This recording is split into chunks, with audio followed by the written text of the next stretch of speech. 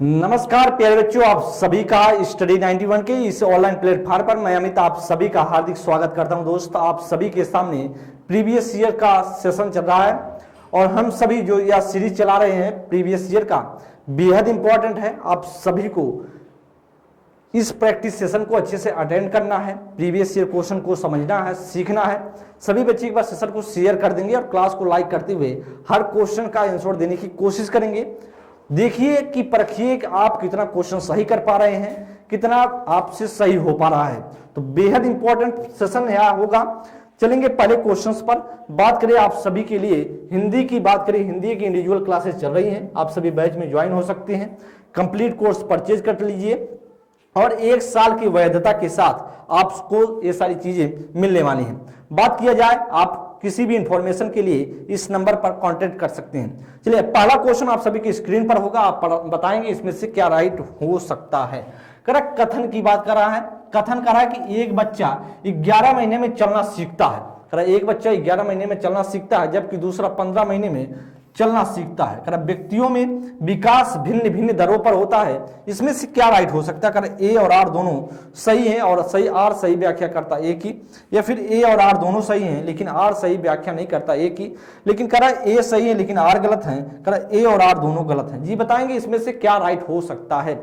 जी बताएंगे इसमें से करेक्ट आंसर क्या हो सकता है। आप जानते हैं एक बच्चा 11 महीने में चलना सीखता है जबकि दूसरा 15 महीने में। ठीक है, चलना सीखता है 11 महीने में हो सकता है और कोई बच्चा 15 महीने में भी चल सकता है, या तो बात सही है। लेकिन कह रहा व्यक्तियों में विकास भिन्न भिन्न दरों पर होता है, यह भी बात सही है। क्यों? क्योंकि दरों पर अगर हो रहा है इसका ही मतलब है कि कोई 11 महीने में चलेगा, कोई 15 महीने में चलेगा, कोई 13 महीने में हो सकता है। उसका एनवायरमेंट, उसकी हेरिडिटी वह अलग अलग है। तो आप जानते हैं बच्चे का विकास हर बच्चे का एक तरह से नहीं हो सकता है। हाँ होगा, लेकिन एक ही टाइम पर, या नहीं कह सकते हैं कि एक ही टाइम पर होने वाला है।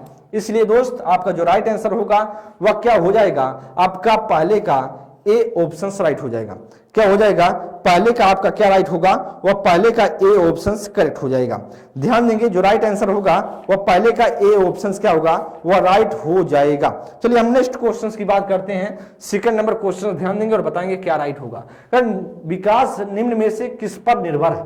विकास निम्न में से किस पर निर्भर है। आनुवंशिक पर, या बनावट पर, भौतिक बनावट, वातावरण पर, या सामाजिक सांस्कृतिक कारक पर, किस पर होगा। फर्स्ट सेकंड राइट होगा, या सेकंड थर्ड, या फर्स्ट और थर्ड, या फर्स्ट और सेकंड और थर्ड। जी इसमें से बताएंगे क्या करेक्ट आंसर हो सकता है। जी आप बताएंगे इसमें से क्या राइट आंसर हो सकता है। बेहद इंपॉर्टेंट है, आप सभी आंसर देते हुए चलें और सीखते हुए चलें। आप जानते हैं कि जो विकास है, जो डेवलपमेंट है, वह आनुवांशिक बनावट पर भी उस पर निर्भर करता है। और बात करें जो वातावरण है उस पर भी, तो आप जानते हैं विकास हेरिडिटी पर, विकास एनवायरनमेंट पर, दोनों पर निर्भर करेगा। विकास सामाजिक सांस्कृतिक परिवेश, इसका मतलब है कि जो वातावरण से ही संबंधित है, इसका मतलब है जो सोशल कल्चरल व उसके कारक पर भी निर्भर करता है। इसका मतलब ए और बी और सी तीनों राइट होंगे। तो इसका मतलब क्या हो जाएगा, आपका D option is the right होगा। क्या होगा, फर्स्ट सेकंड और थर्ड तीनों राइट हो जाएगा। चलिए हम थर्ड नंबर क्वेश्चन जी ध्यान देंगे, बताएंगे इसमें से क्या राइट होगा। किस अवस्था में प्रतीकात्मक खेल बढ़ता है तथा संज्ञानात्मक विकास को समर्थन देता है। शैशवावस्था में, प्रारंभिक बाल्यावस्था में, मध्य बाल्यावस्था में और किशोरावस्था में। ध्यान देंगे प्रतीकात्मक खेल की बात कर रहा है। आपसे किस बात की बात कर रहा है, प्रतीकात्मक खेल की बात कर रहा है। बच्चा मतलब प्रतीकात्मक होकर प्रतीकात्मक खेल के आधार पर सीखेगा और संज्ञान विकास को समर्थन देता है। तो आप जानते हैं शैशवावस्था कितना होगा। शैशवावस्था की बात करें तो 0 से 2 वर्ष रखा जाएगा। प्रारंभिक बाल्यावस्था की बात करें 2 से 6 वर्ष, और फिर बात किया जाए मध्य बाल्यावस्था की बात करें तो इसे बात करते हैं तो आपका 6 से 9 वर्ष, और फिर बात किया जाए किशोरावस्था को आप जानते हैं 12 से 18 वर्ष। तो आप इसमें ध्यान दें क्या राइट हो सकता है। तो आप जानते हैं प्रतीकात्मक खेल जो बच्चे का डेवलप होता है, पियाजे की बात करें, पियाजे के दूसरी अवस्था में, दूसरी अवस्था का क्या नाम है, पूर्व संक्रियात्मक अवस्था। क्या है, पूर्व संक्रियात्मक अवस्था उसका नाम है, जिसका नाम होता है पूर्व संक्रियात्मक अवस्था, और जिसकी एज होता है 2 से 7 वर्ष रखा है जीन पियाजे ने। इसलिए आपका जो राइट आंसर होगा वह प्रतीकात्मक खेल आधारित होकर संज्ञान विकास को क्या देता है, समर्थन देता है। बी ऑप्शन आपका राइट हो जाएगा। क्या होगा, थर्ड का बी ऑप्शन करेक्ट होगा। इस क्वेश्चन को अच्छे से ध्यान दें, आपको घुमाने का प्रयास करेगा और इसमें आप ढूंढ लीजिएगा प्रतीकात्मक खेल। प्रतीकों के माध्यम से बच्चा सीखता है, खेल के माध्यम से सीखता है, जिसका मतलब है प्रतीकात्मक का विकास किसी में होगा, दूसरी अवस्था में। और दूसरी अवस्था का जीन पियाजे ने जो रखा उसका एज है 2 से 7 वर्ष, और आप ढूंढिए तो प्रारंभिक बाल्यावस्था आपका राइट हो जाएगा।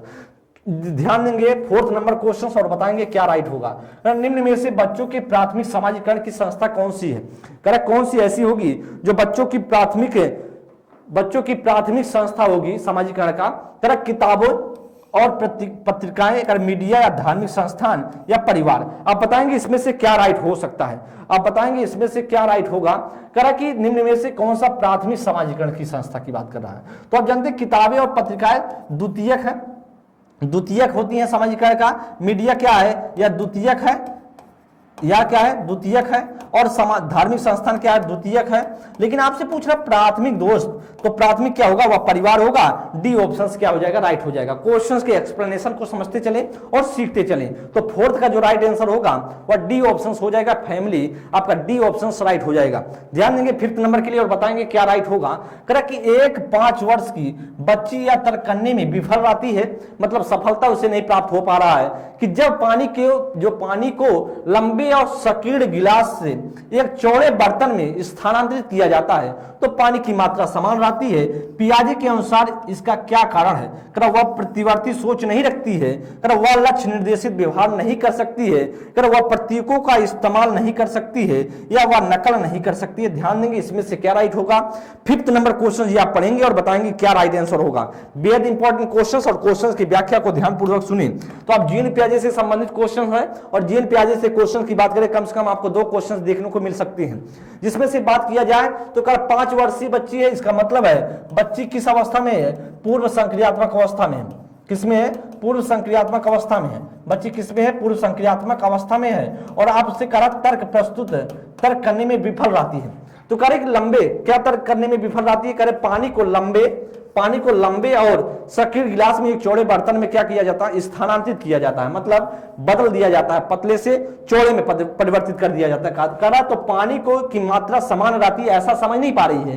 करीब पहले जो था पतले में था वो ज्यादा था, जब उसको चौड़े गिलास में रख दिया गया तो कह रहा है कि अब कम हो गया। इसका मतलब उसे तो लगना चाहिए वही इतना पानी है, चौड़े में होने से क्या मतलब है। लेकिन कह रहा पियाजे के अनुसार यह क्या कारण है, तो आप जानते हो कारण क्या है, क्योंकि वह रिवर्सिबिलिटी के गुण उसमें नहीं है, उसमें परिवर्तनीय सोच नहीं है। और राइट आंसर क्या होगा आपका, ए ऑप्शन राइट हो जाएगा।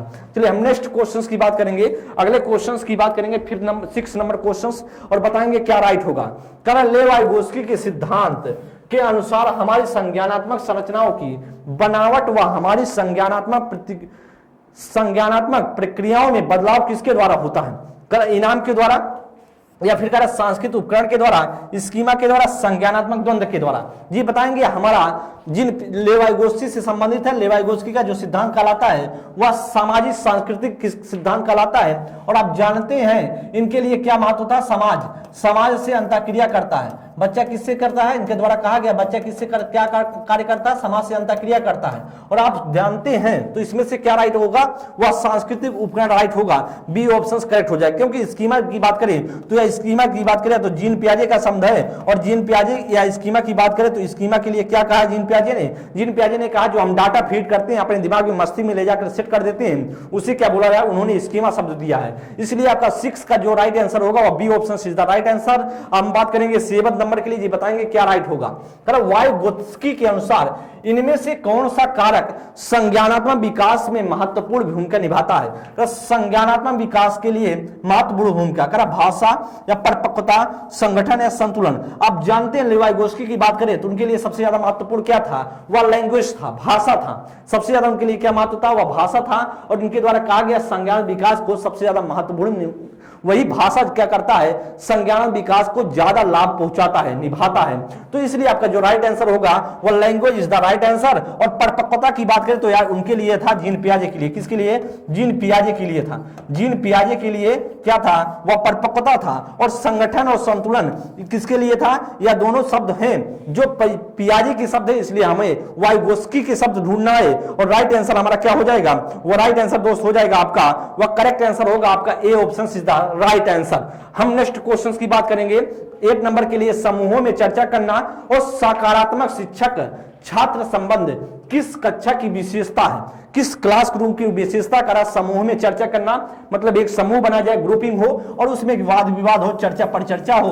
और सकारात्मक क्या हो, वह शिक्षक छात्र का संबंध हो, जो शिक्षक और छात्र का संबंध हो एक पॉजिटिविटी हो उसमें। और करा कि किस प्रकार की विशेषता है, प्रगतिशील कक्षा की ऐसी व्यवस्था होगी क्या, प्रगतिशील कक्षा कक्ष की, या पाठ पुस्तक केंद्रित कक्षा कक्ष की, या व्यवहारवादी कक्षा कक्ष की, या शिक्षक केंद्रित कक्षा कक्ष की। तो आप जानते हैं ऐसा बिहेवियर किस क्लास में किया जाएगा, वह ऐसा प्रगतिशील कक्षा कक्ष में किया जाएगा। ऐसा चीजें किस क्लास में होगा, प्रोग्रेसिव एजुकेशन के माध्यम से जो क्लासरूम होगा, प्रोग्रेसिव क्लासरूम होगा, उसमें सारी चीजें होती हैं क्लास में। चर्चा परिचर्चा इसका मतलब करके जो प्रगतिशील क्लासरूम होता है, जो प्रगतिशील की बात किया जाए, इसका तात्पर्य होता है करके सीखना और लर्निंग बाय डूइंग पर आधारित होता है। और आप जानते हैं प्रगतिशील शिक्षा की बात करें तो आप जानते हैं इसका जो समर्थन थे, सबसे ज्यादा महत्वपूर्ण जो समर्थन दिए हैं वह जॉन डीवी दिए हैं। तो इसलिए हमारा क्या राइट होगा, वह 8 का ए ऑप्शन सीधा राइट आंसर हो जाएगा।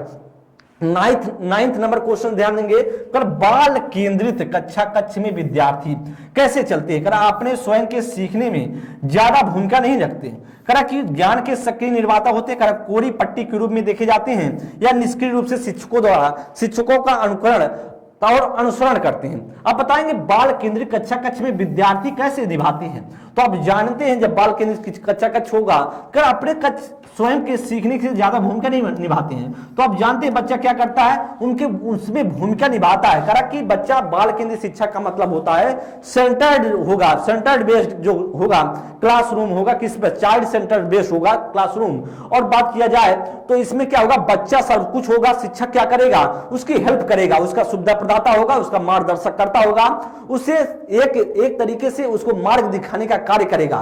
तो आप ध्यान दें, एक पर्दे के पीछे कार्य होने वाला शिक्षक का तो कहा रहा है कि अपने स्वयं के सीखने से ज्यादा भूमिका नहीं रखते हैं। तो आप जानते हैं भूमिका रखता है दोस्त, इसलिए आपका ये ऑप्शन नहीं होगा। तेरा ज्ञान के सक्रिय निर्माता है, वेरी गुड। आपके जो बच्चे होते हैं बाल केंद्रित शिक्षा में वह कैसा होता है, ज्ञान के सक्रिय निर्माता होते हैं। और इसलिए आपका जो राइट आंसर होगा वह ए ऑप्शन राइट होगा। कोरी प्लेट के रूप में होते हैं, और कोरी प्लेट के रूप में कौन मानता है, आदर्शवाद मानता है बच्चों को। कौन मानता है, आदर्शवाद मानता है, कहता है कि कोरी प्लेट बच्चे कोरी प्लेट की तरह होता है, शिक्षक जैसा चाहे वैसा ढाल दे, ऐसा चाहता है, आदर्शवाद कहता है। लेकिन हमसे पूछ रहा बाल केंद्रित कक्षा कक्ष की बात कर रहा है, निष्क्रिय रूप से शिक्षकों का अनुकरण और अनुसरण करते हैं। तो आप जानते हैं अनुकरण और अनुसरण बच्चों का वो भी किस तरीके से, निष्क्रिय रूप से। तो ऐसा आपका ना डी होगा, ना आपका सी होगा, और ना आपका ए हो सकता है। इसलिए बी ऑप्शन आपका राइट हो जाएगा जी। अगले क्वेश्चन पर हम चलेंगे। 10 नंबर क्वेश्चन ध्यान देंगे और बताएंगे क्या राइट हो सकता है जी। आपसे पूछ रहा है कोहलबर्ग के किस चरण में व्यक्ति तर्क करते हैं कि सही कार्रवाई विवेक के स्व चुने हुए नैतिक सिद्धांतों द्वारा परिभाषित की जाती है। करा अच्छी लड़की और अच्छा लड़का अभिन्यास, करा सामाजिक अनुबंध अभिन्यास, करा सामाजिक व्यवस्था बनाने का अभिन्यास, या करा सार्वभौमिक नैतिक सिद्धांत अभिन्यास। जी बता सकते हैं आपका इसमें से क्या राइट होगा। क्वेश्चन जी पढ़ लें और बताएं इसमें से क्या राइट हो सकता है जी। क्वेश्चन पढ़ें और बताने का प्रयास करें क्या इसमें से राइट हो सकता है। तो आप जानते हैं कोहलबर्ग की बात करें, कोहलबर्ग का सिद्धांत क्या कराता है, नैतिक विकास का सिद्धांत। नैतिक विकास का सिद्धांत या मोरल डेवलपमेंट थ्योरी के नाम से जानी जाती है। नैतिक विकास का मोरल डेवलपमेंट थ्योरी के नाम से जाना जाता है। नैतिक विकास का सिद्धांत व्यक्ति तर्क करते हैं कि सही कार्रवाई विवेक और स्व चुने हुए नैतिक सिद्धांतों द्वारा परिभाषित किया जाता है। कोहलबर्ग ने अपना जो सिद्धांत दिया वह 3 स्टेज में दिया, और 3 स्टेज की बात करें तो हर स्टेज में 2-2 उप स्टेज थे, जिसमें सब स्टेज थे, मतलब टोटल मिलाकर 6 उपचरण थे। तो आपसे पूछ रहा है इसमें से क्या हो सकता है जिसमें सही कार्रवाई और विवेक के द्वारा हो। इसका मतलब जो निर्णय लेगा वह अपने ऊपर आधारित होकर, मतलब समाज से ऊपर उठकर निर्णय लेने वाला है। और आप जानते हैं अच्छा लड़की अच्छा लड़का ये परंपरा पे होता है, और इसलिए आपका यह हो नहीं सकता है। सामाजिक अनुबंध की बात करें तो सामाजिक अनुबंध की बात जब करते हैं तो समाज के साथ क्या करते हैं, समाज में बना भी रहते हैं और समाज की बात को हम सुनते हैं, कानून को मानते हैं और समाज की बात भी सुनते हैं, लेकिन इसमें करा स्वयं जो सही कार्रवाई विवेक और स्व चुने हुए नैतिकता के आधार पर होगा। इसका मतलब आपका डी ऑप्शन राइट होगा। बात किया जाए और सामाजिक व्यवस्था की बात करें, इसमें कानून माना जाता है, इसलिए ना सी होगा ना बी होगा और राइट आंसर होगा आपका D option is the right answer. Questions पढ़ते चले, सीखते चले, आपका एक्सप्लेनेशन ही महत्वपूर्ण होने वाला है। 10 का जो राइट आंसर होगा वह D option is the right answer. हम बात करेंगे हार्वर्ड गार्डनर का। हार्वर्ड गार्डनर के सिद्धांत को आप जानते हैं, बहुबुद्धि का सिद्धांत कहलाता है।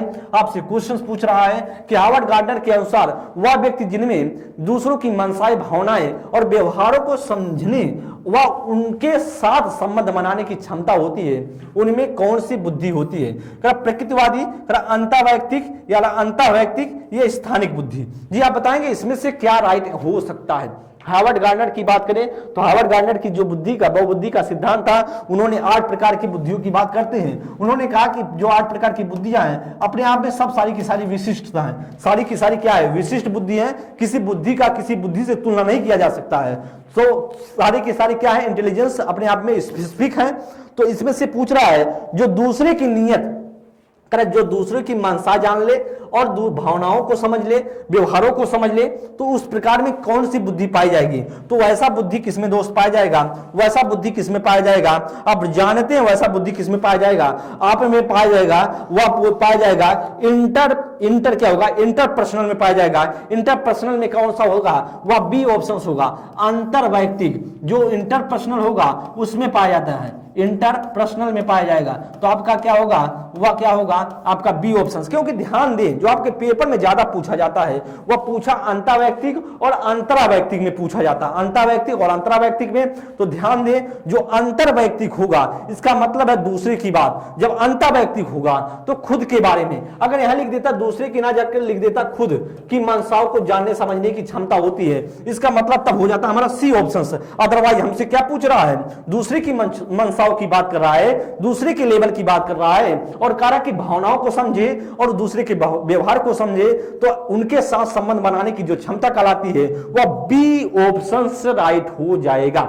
आप समझते चले, सीखते चले, बेहतरीन क्वेश्चन है। चलिए हम नेक्स्ट क्वेश्चन की बात करेंगे 12 नंबर के लिए। जब बच्चे स्कूल में प्रवेश करते हैं, जब बच्चे स्कूल में प्रवेश करते हैं तो क्या होता है घटना, ध्यान दें। उन्हें अपनी मातृभाषा में बोलने की अनुमति दी जानी चाहिए, सही बात है, और क्योंकि उनकी अभिव्यक्ति महत्वपूर्ण है, सही बात है, या तो बात माननी चाहिए। स्कूल की भाषा में ना बोलने पर उन्हें जुर्माना लगाना चाहिए। कारण स्कूल की जो भाषा वैसा बोलना चाहिए ना कि उनके मातृभाषा में। अगर ऐसा बोलते हैं, स्कूल की भाषा नहीं बोलते तो उन पर जुर्माना लगा देना चाहिए, एकदम बात गलत है भैया। कारण उन्हें स्पष्ट रूप से बताया जाना चाहिए कि स्कूल की एक अलग भाषा होती है और उन्हें मातृभाषा में बिल्कुल नहीं बोलना चाहिए। अब जानते हैं कि एनईपी जो राष्ट्रीय शिक्षा नीति 2020 है वह क्या कहती है, वह कहती है बच्चों को जो प्रथम भाषा के रूप में प्राइमरी लेवल पर कैसा पढ़ाया जाए वह उनके मातृभाषा में पाई जाए। तो ऐसा कुछ कहा नहीं रहा कि उनको क्या करना चाहिए, करें स्कूल की भाषा एक अलग होती है, अलग भाषा है, वैसी भाषा आपको बोलनी है, तो ऐसा कुछ नहीं है। तो आपका ना सी ऑप्शन होगा ना बी ऑप्शन होगा।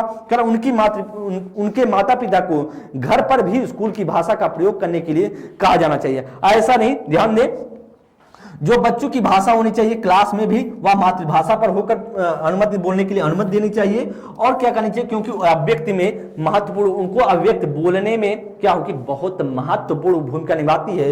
इसलिए दोस्त आपका क्या हो जाएगा, वह ए ऑप्शन राइट होगा। क्वेश्चंस के एक्सप्लेनेशन को समझे, बेहतरीन क्वेश्चंस है और ऐसे क्वेश्चंस आप सभी को देखने को मिलेंगे। जब बच्चे प्रवेश लेते हैं, जब बच्चे स्कूल में प्रवेश लें तो आप ऐसा कार्य करें, कैसा कि उन्हें अपनी मातृभाषा में बोलने की अनुमति दी जानी चाहिए, और क्योंकि अभिव्यक्ति में महत्वपूर्ण होते हैं। यहां पर जुर्माना हो रहा तो जुर्माना लगाएंगे क्या, बच्चा वैसे भाग जाएगा, जुर्माना नहीं लगाना है। अगर लगाया जुर्माना तो बच्चा भागा, बच्चा क्योंकि वैसे भी वो पढ़ना नहीं चाहता, बच्चा खुद नहीं पढ़ना चाहता, बच्चे को आपको सिखाना है, क्योंकि बच्चा शुरुआत में आपको जितना अच्छे से सिखाएंगे, जितना उसमें इंटरेस्ट पैदा करेंगे, बच्चा जुड़ जाएगा आपके विद्यालय से। तो ऐसा कुछ करेंगे तो फिर हानियां होने वाली है, ना हम बी कर सकते हैं, ना बी, ना सी, ना डी। तो हमारा जो कंडीशंस है, जब बच्चा प्रवेश लेगा तो हम इस कंडीशंस पे कार्य करेंगे, ए ऑप्शन आपका राइट हो जाएगा। चलिए हम नेक्स्ट क्वेश्चंस की बात करेंगे। लड़कों को उपहार में खेलने के लिए अक्सर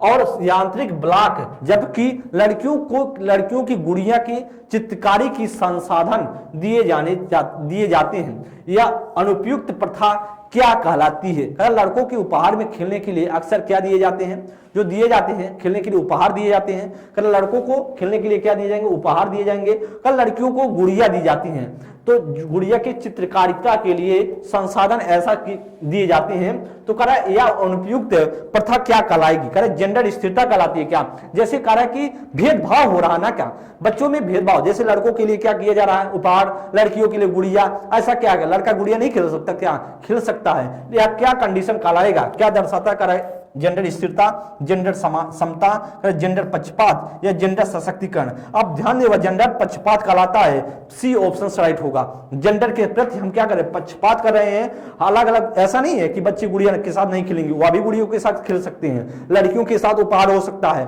तो ये सारी चीजें आपके लिए जेंडर पक्षपात का कारण है। इसीलिए आपका 13 का जो राइट आंसर होगा वह सी ऑप्शन सीधा राइट आंसर हो जाएगा। बेहतरीन क्वेश्चन है, सीखते चले, समझते चले और पढ़ते चले। चलिए 14 नंबर के लिए जी बताएंगे क्या इसमें से राइट होगा। 14 नंबर क्वेश्चन जी पढ़ें और बताने का प्रयास करें इसमें से क्या राइट होगा। एक शिक्षिका को बच्चों को अपने आप से बात करने या व्यक्तिगत वार्ता को क्या प्रतिक्रिया देनी चाहिए? कर उन्हें हतोत्साहित करना चाहिए क्योंकि वह आत्मकेंद्रिता को बढ़ावा देती है। कर उसे हतोत्साहित करना चाहिए क्योंकि उनके द्वारा बच्चा अपना खुद का ध्यान भंग करता है। कर उन्हें प्रोत्साहित करना चाहिए क्योंकि इससे स्वयं नियमन सुसाधित होता है। कर उन्हें प्रोत्साहित करना चाहिए क्योंकि इससे शिक्षक की जिम्मेदारी खत्म हो जाती है। ध्यान दे, जो बच्चा आपस खुद से बात करता है, जब आप बच्चा खुद से बात करता है तो अपने कामों को क्या देता है? एक दिशा दे पाता है, एक दिशा में ले जा पाता है। और जब बात करें, कभी कभी हम देखते हैं, कभी कभी हम सभी क्या करते हैं, जब मैथ्स को सॉल्व करते हैं, कभी कभी ध्यान दे हम सॉन्ग लगाकर मैथ को सॉल्व करते हैं। इसका मतलब क्या करते हैं? हम करते हैं अपने कार्य को दिशा दे रहे हैं जिससे सरलता हो पाए और मैं अच्छी तरीके से समझ पाऊं। तो इसलिए क्या है, करा हतोत्साहित करना चाहिए, एकदम नहीं, हतोत्साहित एकदम नहीं करनी है। तो हतोत्साहित तो एकदम गलत हो जाएगा और आगे पढ़ने का हमें कोई जरूरत ही नहीं है। कर उन्हें उसे हतोत्साहित करना चाहिए, एकदम बात गलत है। यह तो दो चीजें हो गई गलत। बात करें ऐसा तो ए और बी तो हट ही जाएगा क्योंकि बात यह, क्योंकि यह आत्मकेंद्रित को बढ़ावा देती हैं। देखिए हतोत्साहित करती हैं, हतोत्साहित ने प्रोत्साहित करना चाहिए और आत्मकेंद्रिता को क्या करती है? बढ़ावा देती हैं। या तो बात बन जाती है, लेकिन हतोत्साहित नहीं, यहाँ प्रोत्साहित होता तो बात बनती। कर उसे हतोत्साहित करना चाहिए क्योंकि उनके द्वारा बच्चा अपना खुद का ध्यान भंग करता है। भंग नहीं करता है, ध्यान को बनाता है। इसलिए आपका बी ऑप्शन से नहीं होगा। कर उन्हें प्रोत्साहित करना चाहिए क्योंकि इससे स्वयं नियमन सुसाधित हो पाते हैं, एक दिशा दे पाता है, एक डायरेक्शन में ले जा पाता है बच्चा जब खुद से बातें करता है। और जिसे हम जानते हैं व्यक्तिगत वार्ता, व्यक्तिगत वार्ता किसका शब्द है? वह है वाइगोत्स्की का। और वाइगोत्स्की कहते हैं क्या? कहते हैं जब बच्चा खुद से बातें करता है तो एक दिशा देता है अपने कार्यों को। इसलिए राइट आंसर क्या हो जाएगा? हमारा सी ऑप्शन सीधा राइट आंसर हो जाएगा। और बात करें तो हमारा डी ऑप्शन नहीं होगा। क्यों? क्योंकि यहां देखिए, यहां तक तो सही है, प्रोत्साहित करना चाहिए। करा कि इससे करा शिक्षक की जिम्मेदारी स्वतः कम हो जाती है। भैया टीचर की जिम्मेदारी कम करने के लिए ऐसा नहीं करता है। आपका सी ऑप्शन से राइट होगा। जो 14 नंबर का जो करेक्ट आंसर होगा वह 14 नंबर का आपका सी ऑप्शन सीधा राइट आंसर हो जाएगा।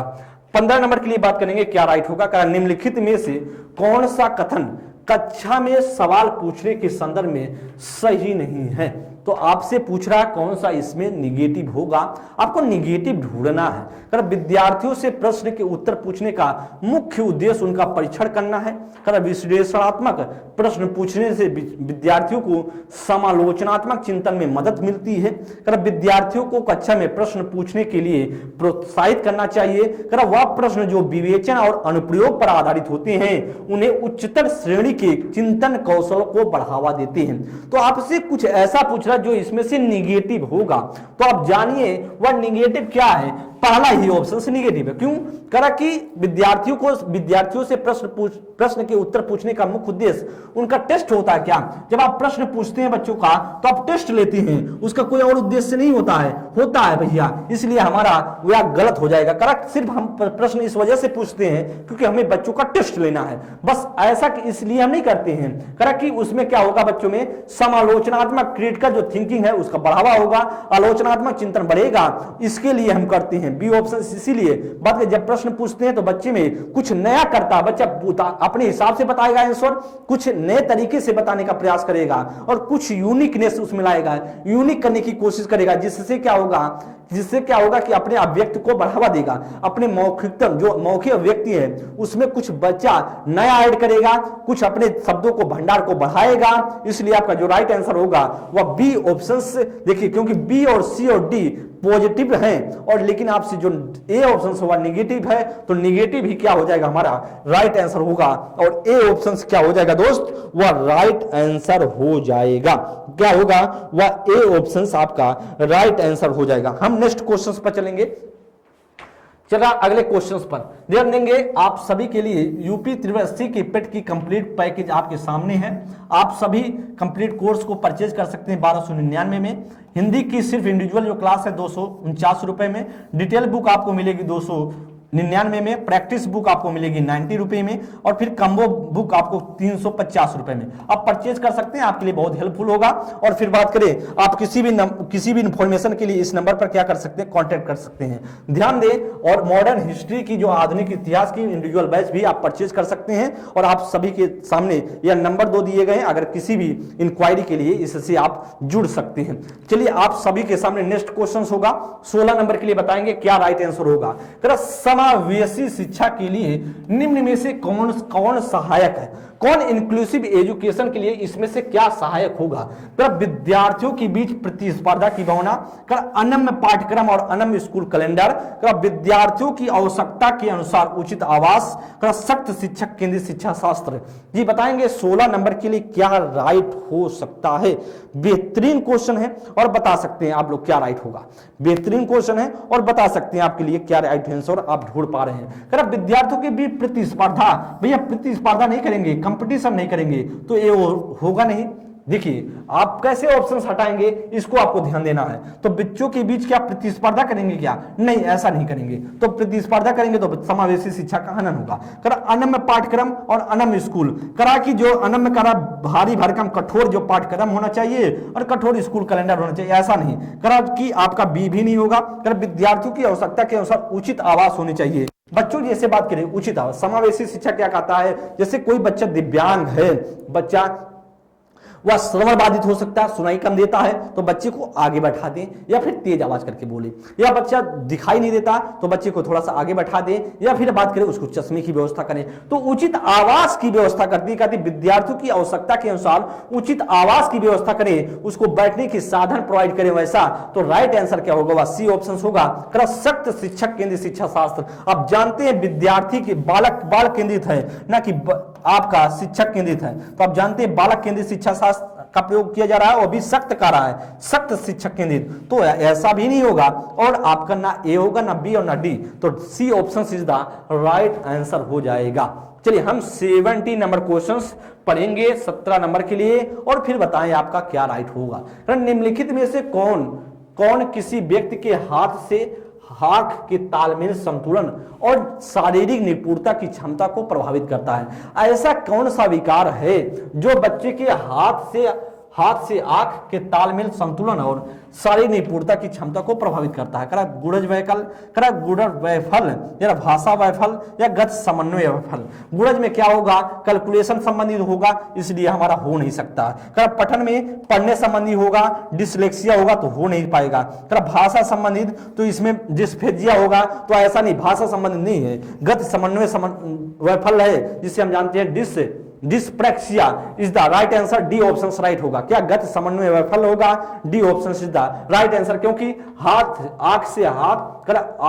हाथ से आंख के तालमेल, संतुलन और शारीरिक निपुणता में क्षमता को क्या कर रही है, प्रभावित कर रही है। राइट आंसर क्या होगा, वह 17 का क्या राइट होगा, वह 17 का राइट होगा, आपका डी ऑप्शन करेक्ट हो जाएगा। हम बात करेंगे नेक्स्ट क्वेश्चंस पर, आप ध्यान दें और बताएं क्या राइट होगा। 18 नंबर के लिए उन विद्यार्थियों के सफल समावेशन के लिए जिन्हें दृष्टि बाधिता है, उन बच्चों को हमें मिलाना है जिन बच्चों में दृष्टि बाधिता है। एक शिक्षिका को क्या करनी चाहिए, एक शिक्षिका को ऐसा क्या कार्य करे जो दृष्टिबाधिता के लिए बच्चों को समाहित कर ले। आसपास की चित्रकारी चित्र रूपी सामग्री में मौखिक स्पष्टीकरण से जोड़े। इन विद्यार्थियों को हस्तलिखित नोट्स दे। विषय वस्तु को पढ़ने के लिए ब्लैक बोर्ड का इस्तेमाल करे, प्रयोग करे। उन्हें स्कूल के एक अलग संकाय में दाखिला करे। क्या हो सकता है, बच्चा दिखाई नहीं देता, बच्चे को जब दिखाई नहीं देता तो आप ऐसा क्या कर सकते हैं, ऐसा आप क्या कर सकते हैं जिससे बच्चे को दिखाई नहीं दे रहा है तो सही तरीके से वह समावेशी क्लासरूम से जुड़ जाए, समावेशी क्लासरूम से जुड़ जाए। वह उसको हटाना नहीं है, उसको भगाना नहीं है, आपको जोड़ना है उस बच्चे को। तो आप बताएं इसमें से क्या करेंगे। आप जानते हैं इस बच्चे को हम क्या करेंगे, जब दिखाई नहीं देता है तो मौखिक स्पष्टीकरण से जुड़ेंगे और राइट आंसर क्या हो जाएगा, वह ए ऑप्शन, क्योंकि उसे दिखाई नहीं देता तो बोलना तो जानता है, तो बोले वह मौखिक अभिव्यक्ति दे और राइट आंसर क्या हो जाएगा, वह ए ऑप्शन राइट होगा। क्योंकि हस्तलिखित नोट्स, हस्तलिखित नोट्स देने से वह बच्चा जब उसको दिखाई नहीं देता तो पढ़ेगा कैसे, ऐसी बात तो नहीं होगी। विषय वस्तु को पढ़ने के लिए ब्लैक बोर्ड का प्रयोग करें। जब भैया दिखाई नहीं देता है तो पढ़ने के लिए ब्लैक बोर्ड का इस्तेमाल करेंगे क्या, नहीं, ऐसा भी नहीं करेंगे। कि एक स्कूल के एक अलग संकाय में दाखिला दें। तो अगर अलग संकाय में ले जा रहे हैं इसका मतलब है कि आप समावेशन को बढ़ावा कहां दे रहे हैं, फिर आप अलग कर रहे हैं। तो सफल समावेशन को भी जोड़ना है और बच्चे को सारी चीजें सुविधाजनक भी लगे। तो सुविधाजनक और समावेशन का कार्य ए ऑप्शन में हो रहा है। किस में हो रहा है, ए ऑप्शन में हो रहा है। और इसीलिए आपका जो राइट आंसर होगा वह ए ऑप्शन से करेक्ट हो जाएगा। 19 नंबर के लिए जी बताएं क्या करेक्ट होगा। जनजातीय समुदायों के विद्यार्थियों के सफल समावेशन के लिए एक शिक्षिका को निम्न में से किससे बचना चाहिए। ऐसा कोई पॉइंट बताए जो आपके लिए निगेटिव हो, मतलब बचना चाहिए। उनके दैनिक जीवन और परिवेश से उदाहरण शामिल करना, उनके सामाजिक सांस्कृतिक संदर्भ को महत्व और सम्मान देना, पाठ्यक्रम में उनकी संस्कृति में प्रचलित लोकगीतों और गीतों को शामिल करना, उन संप्रतियों को पढ़ना जो उनके जीवन के लिए पूरी तरीके से अप्रासंगिक है। तो आप बताएं 19 नंबर के लिए क्या ऐसा कुछ करेंगी जिसमें बात कर रहा है कि एक शिक्षिका, मान लीजिए आप शिक्षिका हैं, आप एक टीचर हैं और आपका सिलेक्शन कहां हो जाता है, सोनभद्र जैसे इलाके में जहां पर क्या है, जनजातीय समूह आते हैं, जहां पर जनजातीय समूह है, जहां पर जनजातियां हैं, वहां पर आपका सिलेक्शन हो जाता है। आप अब बच्चों को कैसे पढ़ाएंगे, अब बताइए इसमें से ऐसा कुछ पढ़ाएं जो आपके लिए हेल्पफुल हो और इसमें से कोई ऐसा पॉइंट होगा जो निगेटिव होगा। तो आप ढूंढ के बताएं किससे आप बचना चाहेंगी, किस पॉइंट से आप बचना चाहेंगे। आप बता सकती हैं क्या इसमें बचना चाहेंगे, क्योंकि अध्यापिका की बात कर रहा है, बच्चे लोग के लिए नहीं। अध्यापिका, ध्यान दें, अध्यापिका के लिए। तो अध्यापिका या अध्यापक दोनों एक ही हुए, लेकिन हम बात पूछ रहे हैं लड़कियों की से, सामने से जो बच्ची लड़कियां लोग देख रही हैं उनसे मैं पूछ रहा हूं, आप बता सकती हैं क्योंकि आपके से संबंधित क्वेश्चन है। तो आप ध्यान दें। चलिए वो तो हो चुका, अब आप बात करते हैं उनके दैनिक जीवन और परिवेश से उदाहरण शामिल करें। बच्चा ध्यान दे, बच्चे को सफल समावेशन करना है, बच्चे को एक साथ इंक्लूजन के माध्यम से जोड़ना है, सफल समावेशन करना है। तो उनके दैनिक जीवन को क्या करें, उनके परिवेश से क्या करें, उसके एग्जाम्पल्स दे। जो दैनिक जीवन है, बच्चे का जो परिवेश है, एनवायरमेंट है, उससे जोड़कर एग्जाम्पल्स देंगे तो सटीक हो पाएगा। क्योंकि इससे हमें बचना नहीं है, इसके लिए तो इंपॉर्टेंट है, बच्चा ऐसा करेंगे तो काम तो हो पाएगा। सामाजिक सांस्कृतिक संदर्भ को महत्व और सम्मान दे। वेरी गुड, आप सामाजिक सांस्कृतिक संदर्भ को महत्व देंगे, लेकिन आपका ऑप्शन नहीं होगा क्योंकि आप महत्व दे रहे हैं, इसको बढ़ावा दे रहे हैं, लेकिन हमसे निगेटिव पूछ रहा है। पाठ्यक्रम में उनकी संस्कृति में प्रचलित उनके जो कल्चर हैं उसमें जो प्रचलित लोकगीत हैं और गीतों को शामिल कर लेंगे, एकदम हम शामिल करेंगे, क्योंकि उससे बच्चा में रुचि होगा, बच्चे को इंटरेस्ट होगा और बच्चा धीरे धीरे सीखता चलेगा। तो ऐसा कार्य तो हम करेंगे, ए, बी और सी तो कार्य करेंगे, लेकिन डी में नहीं करेंगे। डी क्यों नहीं करेंगे, जीवन करा कि उन संप्रति, उन कॉन्सेप्ट को पढ़ना जो उनके जीवन के लिए पूरी तरीके से अप्रासंगिक है। अगर यहां पर दोस्त प्रासंगिक हो जाता, अगर यहां पर प्रासंगिक हो जाता तो हमारी बात बन जाती, लेकिन हमसे लिख दिया अप्रासंगिक, मतलब उनके दुनिया से कोई मतलब नहीं है। ऐसा हम क्या करेंगे, ऐसे कॉन्सेप्ट को सिखाएंगे जब उनसे मतलब ही नहीं है कोई इस कॉन्सेप्ट से, तो उससे सिखाने से क्या फर्क, तो बच्चे में इंटरेस्ट नहीं होगा। तो इस कार्य से हम क्या करेंगे, बचेंगे। इस कार्य से क्या करेंगे, हम डी वाले ऑप्शन से बचेंगे। डी 19 का क्या होगा, वह डी ऑप्शन से राइट हो जाएगा। नेक्स्ट क्वेश्चन आप लोग देखेंगे, बताएंगे क्या राइट होगा। 20 नंबर के लिखा, निम्नलिखित में से कौन सा विकल्प दिए गए दिव्यांगता, निम्नलिखित में से कौन सा विकल्प दिए गए दिव्यांगता और संबंधित विद्यार्थियों के समावेशन हेतु यथोचित संयोजन रणनीति का सही युग्म है। कौन सा सही युग्म है? कर ध्यान न्यूनता असक्रियता विकार लंबी अवधि की फिल्में दिखाएं, करा की स्वालीनता जितना हो सके एक समय सारणी दिनचर्या में लिप्त कर रखें, करा पठन वैकल्प जटिल गणना पर आधारित प्रश्न दें, करा कि वाकवादिता मूल्यांकन के केवल मौखिक रूप को स्वीकार करें। तो आपसे पूछ रहा है कोई इसमें युग्म बनाना है। देखिए देखिए कौन सा जोड़ा इसमें फिट होगा, कौन सा इसमें से युग्म सही होगा, ऐसे आपसे पूछ रहा है। सही युग्म ढूंढने का प्रयास करेंगे। कर तो आप जानते हैं जब बच्चे में ध्यान न्यूनता है, असक्रियता विकार है, तो लंबी समय तक क्या होगा, लंबी अवधि तक फिल्म दिखाएं। तो अब वैसे भी बच्चा जब ध्यान नहीं दे पा रहा है तो ऐसा करेंगे तो दिक्कत है, बच्चा ध्यान नहीं देगा, समझ नहीं पाएगा। करा ऐसी लंबी अवधि की फिल्म दिखाए, नहीं ऐसा नहीं करेंगे। करा कि स्वालीनता की बच्चा कराए, कर स्वालीनता कराए, सही कर स्वालीनता की बात करा, स्वालीनता जितना हो सके एक ही समय सारी दिनचर्या में लिप्त रखे। करा कि कौन सा राइट होगा, कौन सा राइट होगा, आप बताएं कौन सा राइट होगा। क्वेश्चंस पढ़ें और बताएं। तो आप जानते हैं स्वालीनता का मतलब अपने में लीन होना, जिसे ऑटिज्म नामक बच्चा बोला जाता है, ऑटिज्म वाला बालक बोला जाता है। जितना हो सके एक समय सारणी और दिनचर्या में लिप्त करें, क्योंकि बच्चा स्वालीनता वाला बच्चा अपने में लीन होता है। बच्चे को जैसे आप देखते कभी कभी आप क्लासरूम में देखते होंगे, कोई ऐसा बच्चा होता है जो कभी बोलता नहीं है, कम बोलता है, बच्चों से कम्युनिकेट नहीं कर पाता है, अपने बातों को कह नहीं पाता है, टीचर से अपनी बातों को कह नहीं पाता है और अच्छे तरीके से पढ़ नहीं पाता है, स्वलीन होता है, अपने में लीन होता है, और जिसे हम जानते हैं ऑटिज्म वाले बालक को नाम देते हैं। इसलिए हमारा बी ऑप्शन राइट होगा। पठन वैकल्प में क्या होगा, पढ़ने संबंधी दोष होगा। तो करा जटिल गणना पर आधारित है। भैया जटिल जब पढ़ने संबंधी दोष है तो गणना वाला कहां से आ जाएगा, नहीं ऐसा नहीं हो सकता। करा डी ऑप्शन में करा वाकबाधिता मतलब बोलने में दिक्कत है, तो आपसे करा मूल्यांकन के केवल मौखिक मौखिक अभिव्यक्ति दी। अब भाई जब बोलने में दिक्कत है तो मौखिक देंगे क्या, जब उसको बोल ही नहीं पा रहा है तो मौखिकता से वो तो फंस जाएगा, तो ऐसा हम करेंगे नहीं। लेकिन हमारा क्या काम होगा, वह बी ऑप्शन सटीक हो रहा है। स्वालीनता वाले को क्या करेंगे, जितना हो सके एक ही समय साड़ी और दिनचर्या में क्या करें, शामिल करें या लिप्त करें। तो आपका क्या हो सकता है, वह बी ऑप्शन राइट हो जाएगा। चलिए हम 21 नंबर की बात करेंगे और आप बता सकते हैं इसमें से क्या राइट होगा। कथन है, आप सभी के सामने एक कथन दिख रहा है, उस कथन को हम पढ़ेंगे और फिर आंसर देंगे। कह रहा है शिक्षकों को निर्णय लेने में विद्यार्थियों को शामिल करना चाहिए और कक्षा में सक्रिय भागीदारी को प्रोत्साहित करना चाहिए। सही बात है, जो शिक्षक जो निर्णय ले, जो डिसीजन ले, उसमें बच्चों को क्या करे, शामिल करे और सक्रिय भागीदारी को क्या करे, प्रोत्साहित करे।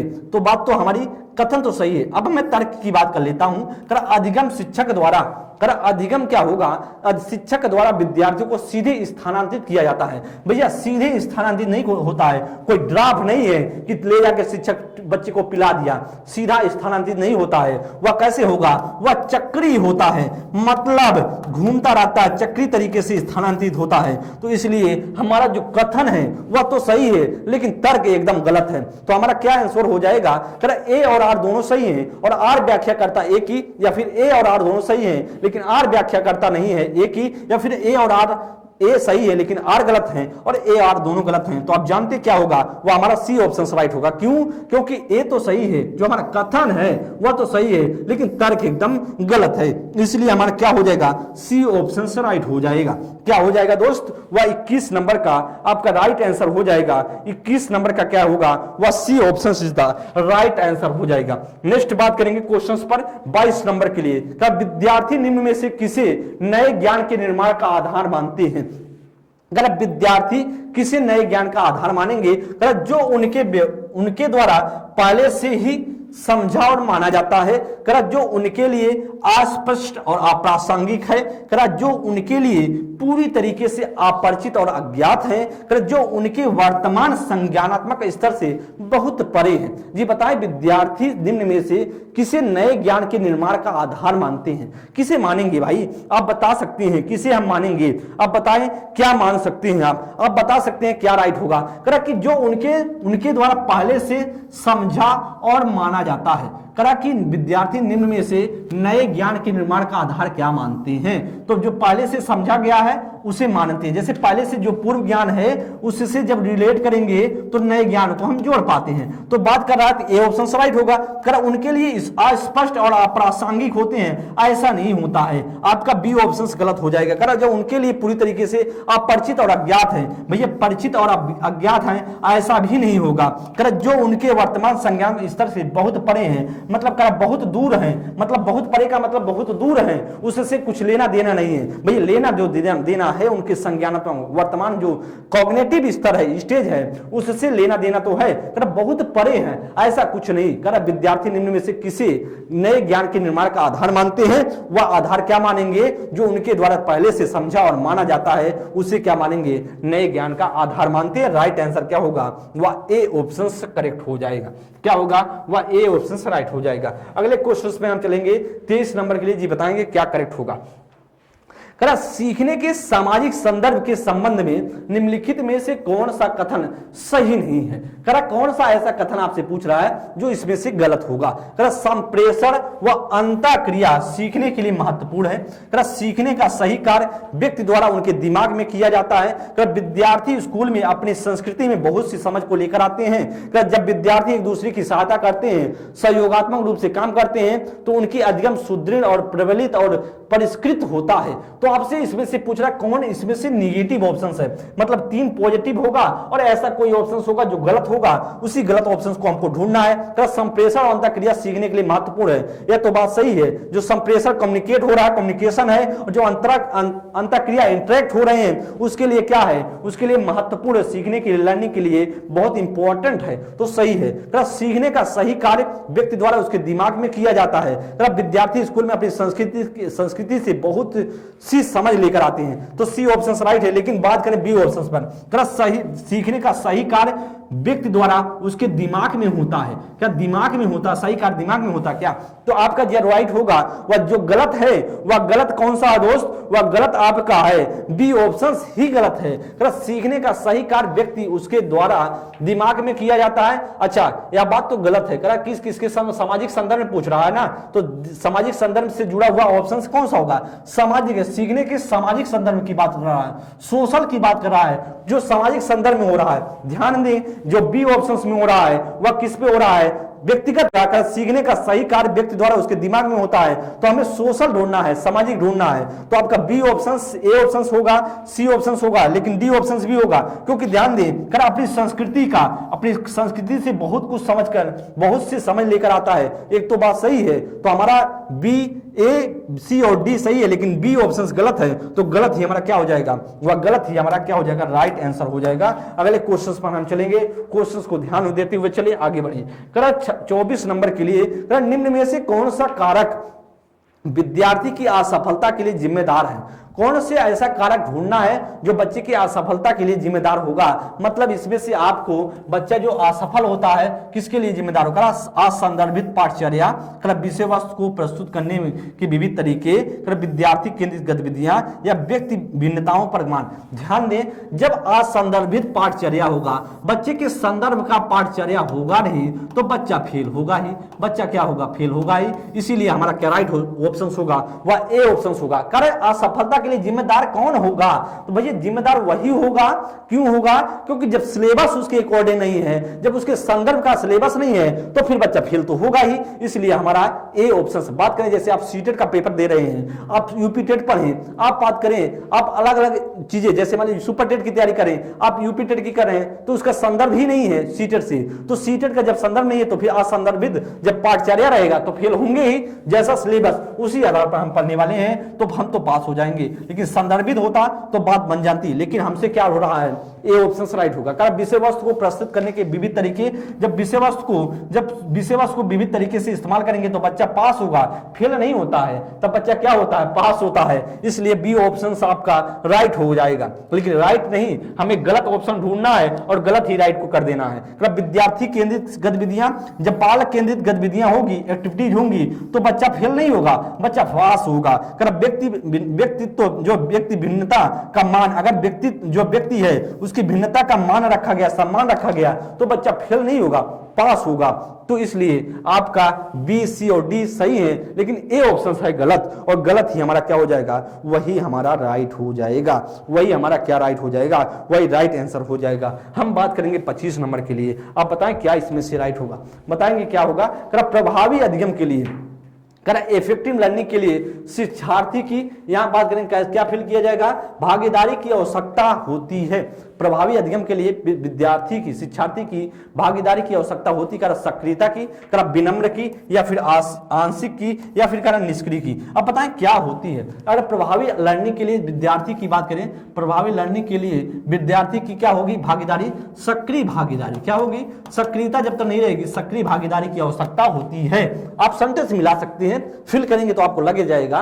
प्रभावी अधिगम के लिए, इफेक्टिव लर्निंग के लिए शिक्षार्थी की सक्रियता सबसे ज्यादा महत्वपूर्ण होती है, और राइट आंसर क्या हो जाएगा हमारा, ए ऑप्शन राइट होगा। क्या होगा, वह ए ऑप्शन करेक्ट होगा। 25 का ए ऑप्शन राइट होगा। चलिए हम 26 के लिए बात करेंगे। संज्ञानात्मक कौशल क्या होता है, चिंतन और अधिगम को नियंत्रित करते हैं, कि संज्ञान और समस्या समाधान को प्रभावित नहीं करते, केवल विषय वस्तु के रटने पर निर्भर है, विद्यार्थी में संज्ञान विकास की देरी को दर्शाते हैं। अब संज्ञानात्मक कौशल होता क्या है, इस बात से आपसे पूछ रहा है, और लगातार आप सभी के पेपर में आज संज्ञानात्मक से क्वेश्चंस पूछे गए हैं। आज संज्ञानात्मक से क्या पूछे गए हैं, क्वेश्चंस पूछे गए हैं। तो आप बता सकते हैं क्या होता है। आज संज्ञानात्मक कौशल क्या होता है, वह दोष, चिंतन और अधिगम को निर्देशित करता है। ए ऑप्शन होगा। जो आपका चिंतन है, जो आपका थिंकिंग है, जो आपका लर्निंग है, उसको क्या करता है, नियंत्रित करता है, उसको बढ़ाता है और उस पर कंट्रोल करता है। तो नियमित करता है, तो राइट क्या होगा, नियमित करता है, उसको मतलब नियमित करता है, उसको बढ़ाता है। राइट आंसर क्या होगा, वह ए ऑप्शन से राइट होगा। संज्ञान और समस्या समाधान को प्रभावित नहीं करता, भैया प्रभावित करता है। वह क्या करता है, प्रभावित करता है, इसलिए नहीं से क्या हो जाएगा, क्वेश्चन गलत। केवल विषय वस्तु को रटने पर निर्भर करता है, केवल विषय वस्तु पर। तो आप जानते हैं विषय वस्तु, ये रटना रटाई वाला चीज तो वैसे ही गलत है। कि विद्यार्थी में संज्ञान विकास की देरी को दर्शाता है, देरी को नहीं दर्शाता, जल्दी को दर्शाता है, लेकिन हमारा हो जाएगा गलत। इस देरी से गलत, इस नहीं से गलत, और फिर हमारा राइट होगा, ए ऑप्शन करेक्ट होगा। रटते वाला तो वैसे ही गलत है। 26 का जो राइट आंसर होगा वह A option is the right answer हो जाएगा। 27 नंबर के लिए जी दोस्त बताएंगे क्या करेक्ट होगा। त्रुटियों के बारे में, जो गलतियों के बारे में निम्न में से कौन सा कथन सही है। वैसे गलती करते हैं तो आपका इसमें से क्या राइट हो सकता है, कौन सा सेंटेंस राइट होगा। अधिगम प्रक्रिया में त्रुटियों की कोई भूमिका नहीं है। भैया त्रुटि कर रहे हैं इसका मतलब आप सीख रहे हैं, अगर लर्निंग कर रहे हैं तो आप अगर गलती कर रहे हैं इसका मतलब लर्निंग कर रहे हैं। कोई भूमिका नहीं होता, इसका मतलब है यह सेंटेंस तो गलत हो सकता है। एक शिक्षिका, और गलत है भी, एक शिक्षिका को विद्यार्थी की त्रुटि करने के व्यवहार को इनाम और सजा दे करके खत्म कर देना चाहिए। मतलब अगर बच्चा त्रुटि नहीं कर रहा है तो हम इनाम दे देंगे, अगर बच्चा त्रुटि कर रहा है तो हम 10 सजा दे देंगे, और ऐसे करके खत्म कर देंगे। ये शिक्षिका ऐसी कार्य करेगी। अब भाई शिक्षिका है तो ऐसा कार्य नहीं करनी है। बच्चा अगर पास हो रहा, बच्चा त्रुटि नहीं कर रहा तो करा कि उसे इनाम दे देना है। अगर बच्चा त्रुटि कर रहा है इसको मार देना, पिटाई कर देना, सजा दे देनी है, तो ऐसा कुछ नहीं है। आपका बी ऑप्शन भी नहीं होगा। त्रुटियों पर चर्चा और विश्लेषण द्वारा उन्हें अर्थपूर्ण अधिगम में बदला जा सकता है। जब बच्चा त्रुटि कर रहा है, कुछ गलती कर रहा है, उसे क्या, जहां पर गलती करा उसको सिखाएं, बताएं, बेटा हाँ यहाँ पर गलतियां हैं, इसको इस तरह से सुधारा जा सकता है। और जब सुधारेंगे तो उसे कन्वर्ट कर देंगे किसे, मीनिंगफुल लर्निंग में कन्वर्ट कर देंगे। और इसलिए आपका जो राइट आंसर हो जाएगा वह सी ऑप्शन राइट हो जाएगा। क्यों, जब मीनिंगफुल में कन्वर्ट हो जाएगा, क्योंकि गलतियां बच्चा किया है, जब गलतियां कराया है तो उसको सुधार करके आप उसको कन्वर्ट कर सकते हैं। करा डी ऑप्शंस में, करा अपनी त्रुटि की स्वयं खोज और सुधार करने में सक्षम नहीं है। भैया सक्षम होते हैं, हम गलती करते हैं तो हम समझ जाते हैं कि कहां गलतियां किए हैं, तो करा सक्षम नहीं है तो सक्षम होते हैं, ऐसा भी नहीं है। ना डी होगा, ना बी, ना ए। तो आपका जो राइट आंसर है वो C option is the correct answer हो जाएगा। क्वेश्चंस को समझते चले और सीखते चले। 27 का सी ऑप्शन राइट होगा। 28 नंबर के लिए ध्यान देंगे, अधिगम और सूचना प्रसंस्करण एवं संवेगों और प्रवृत्ति का संबंध किस प्रकार का है। अधिगम और सूचना प्रसंस्करण संवेगों से काफी हद तक प्रभावित होते हैं। संवेग और अधिगम और सूचना प्रसंस्करण का एक दूसरे से कोई संबंध नहीं है। सकारात्मक संवेग अधिगम और सूचना प्रसंस्करण को नकारात्मक रूप से प्रभावित करते हैं, या फिर नकारात्मक संवेग अधिगम और सूचना प्रसंस्करण को सकारात्मक रूप से प्रभावित करते हैं। आपसे क्या पूछ रहा है, क्वेश्चन पढ़े, बेहतरीन क्वेश्चन है, और फिर आप ध्यान दें इसमें से क्या राइट आंसर हो सकता है। आप बताएंगे 28 नंबर के लिए क्या करेक्ट आंसर होगा। करा कि अधिगम और सूचना प्रसंस्करण और संवेग और प्रवृत्ति का संबंध किस प्रकार से है। जो लर्निंग है, जो सूचना आपके पास इंफॉर्मेशन आ रहा है, जो आपके पास संवेग है, जो आपके पास प्रवृत्ति है, इसका संबंध कैसा है। आपसे पूछा इन सारे का संबंध कैसे हो सकता है। तो आप जानते हैं अधिगम, सूचना प्रसंस्करण, संवेग काफी हद तक क्या होते हैं, प्रभावित होते हैं। जैसे अधिगम होगा तो सूचना प्रसंस्करण क्या होगा, प्रभावित होगा। जैसे जब लर्निंग नहीं करेंगे तो सूचना इंफॉर्मेशन सही तरीके से नहीं होगा, संवेग प्रभावित होगा, और काफी हद तक यह दोनों सभी प्रभावित होते हैं। सही बात है। जब बात करें, जब आप लर्निंग नहीं करेंगे तो सूचना इंफॉर्मेशन सही पहुंचेगा क्या, नहीं, आपके पास इंफॉर्मेशन सही तरीके से नहीं रहेगा। तो ऐसे करा कि संवेग एक काफी हद तक क्या होते हैं, प्रभावित होते हैं, और सही इफेक्ट एक दूसरे से पड़ेंगे। करा संवेग एवं अधिगम और सूचना प्रसंस्करण एक दूसरे से कोई संबंध नहीं है। सारे की सारी चीजें क्या हैं, एक दूसरे से जुड़े हुए हैं। करा कि स्वतंत्र हैं, तो आप जानते हैं एक दूसरे क्या है, सारे के सारे एक दूसरे से क्या है, एक दूसरे से जुड़े हुए हैं, एक दूसरे से क्या है, जुड़े हैं, एक दूसरे से क्या दोस्त, वह सारी की सारी चीजें जुड़ी हुई हैं। तो राइट आंसर क्या होगा, वह ए ऑप्शन होगा। करा कि कोई संबंध नहीं है, भैया संबंध तो है। करा सकारात्मक संवेग करा अधिगम और सूचना प्रसंस्करण को नकारात्मक रूप से प्रभावित करते हैं। करा कि संवेग क्या करते हैं, ये सारी चीजें नकारात्मक रूप से प्रभावित करते हैं, तो ऐसा नहीं है। करा नकारात्मक संवेग कर जो नकारात्मक संवेग है वह करा कि अधिगम और सूचना प्रसंस्करण को सकारात्मक रूप से प्रभावित करता है, एकदम नहीं। करा नकारात्मक संवेग जो नकारात्मक संवेग है उस तरह से प्रभावित करते हैं, ऐसा भी नहीं है। तो आप ध्यान दें, जो अधिगम है, जो लर्निंग है, वह इंफॉर्मेशन हुआ या फिर आपका संवेग हुआ, एक दूसरे से जुड़े हैं। एक दूसरे से जब जुड़े होंगे, एक प्रभावित होगा तो दूसरा भी प्रभावित होगा। जैसे अधिगम आप लर्निंग नहीं कर रहे हैं तो सूचना आपके पास सही तरीके से नहीं पहुंचेगा। जब आप लर्निंग नहीं करेंगे तो आपके पास इंफॉर्मेशन रहेगा क्या, नहीं रहेगा। तो इसलिए आपका जो राइट आंसर होगा वह 28 का ए ऑप्शन करेक्ट होगा।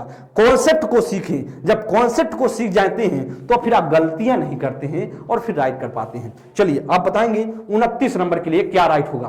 कह कि एक विद्यार्थी कुछ संपत्तियों के बारे में अपनी जिज्ञासा को संतुष्ट करने के लिए किताबें पढ़ रही है। कह यह किस तरह के लक्ष्य को का उदाहरण है। कह महारत हासिल करने की दिशा में उन्मुख लक्ष्य, का परिहार उन्मुख महारत लक्ष्य, का प्रदर्शन की दिशा में उन्मुख लक्ष्य, का परिहार उन्मुख प्रदर्शन लक्ष्य। जी बताएं इसमें क्या 29 नंबर के लिए बताएं आपका क्या राइट आंसर होगा जाएगा। तो आप बताएंगे क्या इसमें से राइट हो सकता है। करा कि क्या इसमें से राइट होगा। करा एक विद्यार्थी कुछ संपत्तियों के बारे में अपनी जिज्ञासा को संतुष्ट करने के लिए किताबें पढ़ रही है। मतलब एक विद्यार्थी है जो कुछ संपत्ति, कोई कॉन्सेप्ट है के बारे में अपनी जिज्ञासा को संतुष्ट करने, जो उसकी मान जो जिज्ञासा उत्पन्न हो रही है उसको संतुष्ट करने के लिए क्या कर रही है, किताबें पढ़ रही है। भैया ठीक है, सही है, ऐसा कर रही है। कोई कॉन्सेप्ट पढ़ी इस वजह से पढ़ रही है क्योंकि जो उसकी जिज्ञासाएं हैं उसको शांत कर रही है, उसकी जो उससे उसको दिक्कत ना हो इसलिए कर रही। और आपको भी ऐसा करना चाहिए। आपको क्या करना चाहिए, आपको भी करना चाहिए, लेकिन आप करते नहीं है।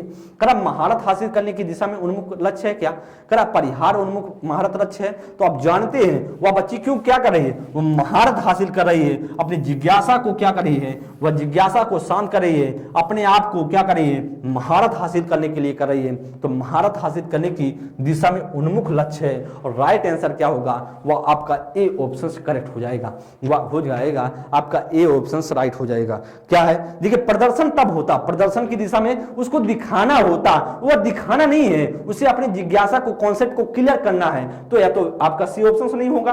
करा कि परिहार उन्मुख, करा कि जो करा कि एवॉइड करने के लिए चीजें हो रही हैं, ऐसा भी लक्ष्य नहीं है। करा परिहार उन्मुख प्रदर्शन लक्ष्य, ऐसा भी कुछ नहीं है। राइट आंसर क्या है, अपनों उस पर महारत हासिल करने की दिशा में वह लक्ष्य को उन्मुख कर रही है। चलिए बताएंगे 30 नंबर क्वेश्चन। कर राष्ट्रीय शिक्षा नीति 2020 का केंद्र बिंदु क्या है?